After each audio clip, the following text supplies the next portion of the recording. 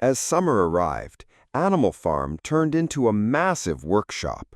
Napoleon, who just yesterday had opposed building the windmill, now became its chief proponent and leader. Most of the animals did not see this as a contradiction. The propaganda spread by Squealer had convinced them that the idea had been Napoleon's all along. Thus, the animals began to work harder than they ever had, even under Mr. Jones.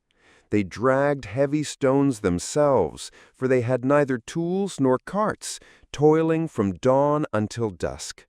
There was no longer time to think about the revolution or to sing, except for fleeting moments when some of them would softly hum Beasts of England at night, almost as if apologizing for it. Then came a stunning scene. Napoleon announced, without preamble, that he would begin dealing with humans. He would sell them timber and buy the tools, iron, and nails the farm needed. It was shocking. Hadn't the revolution been launched precisely to free them from everything connected to humans? But Squealer was always there to twist the facts. Would you rather see the windmill collapse and all of us starve?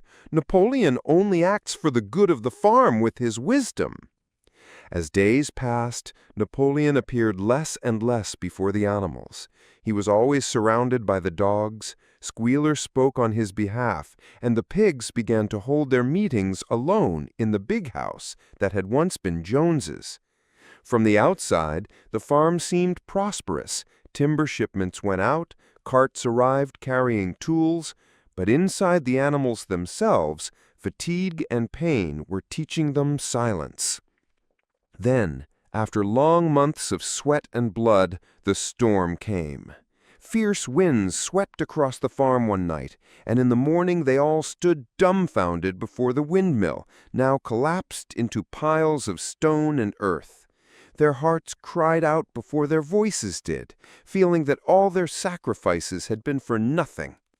But Napoleon gave them no time to grieve. In a stern tone, he declared that the cause was not the wind or neglect, but Snowball's treachery. He had come by night to destroy the windmill. And so the dogs barked again, and the animals fell silent in fear. Beneath that fear, a new phase began, where disasters would always be reinterpreted to further glorify the leader, justify more repression, and demand ever more work, without question. This chapter reveals a new stage in the course of the revolution, perhaps the most dangerous stage, because it deceives the superficial observer into believing it is the peak of success, when in fact it marks the beginning of internal collapse. Napoleon, who once fought against the idea of the windmill, suddenly became its greatest enthusiast, not out of love for progress or a desire to lighten the animals' burdens, but because it had become a tool to solidify his power. It kept them busy, diverted their thoughts, and tied their energies to a grand project that psychologically bound them to him. Its success or failure would now be linked to him alone. Here we see the tyrannical regime's terrifying ability to reshape narratives. The windmill, which had been Snowball's dream, suddenly became Napoleon's idea from the very start. And so Squealer rewrote history, planting illusions in the animals' weary, muddled minds, which accepted everything without resistance. This power to control the story is even more dangerous than weapons, because it changes the very truth of the past inside people's minds.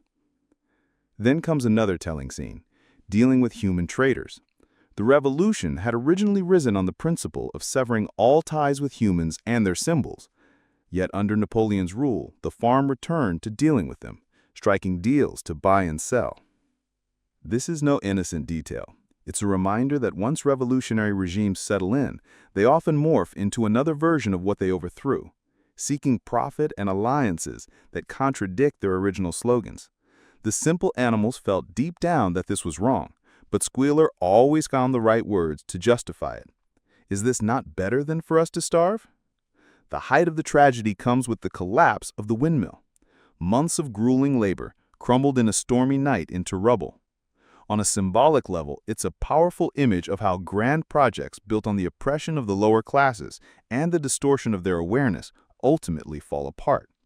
But worse still was that Napoleon did not admit the obvious natural cause, the storm, but immediately invented an external enemy to divert anger away from himself. He blamed Snowball, that exiled revolutionary who had become the perfect bogeyman to justify any failure. Thus are false legends crafted to protect tyrants. They conjure up a perpetual external enemy to rally the masses in fear, making them accept more sacrifice without questions. In this chapter, Orwell once again proves his astonishing insight, showing how tyranny can wear the cloak of revolution, how shared dreams can turn into schemes of exhaustion, and how when these projects collapse, the leaders are never held accountable. Instead, a new scapegoat is invented, and the cycle continues endlessly. When we read this chapter of Animal Farm, we hardly need much effort to see the clear image of the Soviet Union in the 1920s and 1930s, once power had settled firmly under Stalin's grip. The windmill project that Napoleon set out to build after expelling Snowball, though it was originally his rival's idea, bears an almost exact resemblance to the grand enterprise later launched by Stalin, the 5-year plans for industrialization and collective agriculture. Both raised lofty slogans, speaking of transforming society from misery to abundance, of building a future unlike the past. And both were built on the sweat and blood of the working classes, who had no choice but to obey. The animals in the novel drag massive stones with their exhausted bodies, lacking even carts, just as the peasants and workers of Russia were harnessed into enormous projects that drove them to death at times, while propaganda portrayed them as joyous heroes building a new socialist homeland. Amid this grueling labor, suspicious relations began to emerge in the farm, with humans, who here stand as a symbolic image of the European capitalists with whom Stalin signed trade deals to buy machinery and equipment in exchange for exports of timber and raw materials, all while the official rhetoric continued to warn of the West and its dangers, claiming to build complete self-reliance.